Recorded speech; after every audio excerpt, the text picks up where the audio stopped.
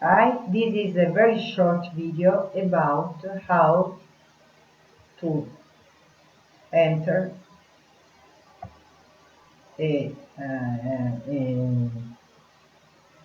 how to blog on Moodle as a student. So here is the blog menu. You can watch what are all entries for this course, your entries in this course, and add an entry about this course. Let's explore this menu. Add a new entry. You can choose a title, for instance, share with students,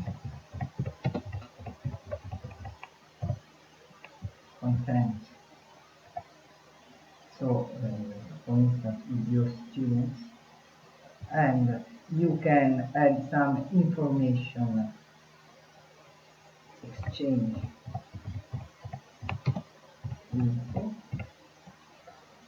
and you can add, you have the same menu in the posts you we have previously discussed about, and so you can add everything you want from here.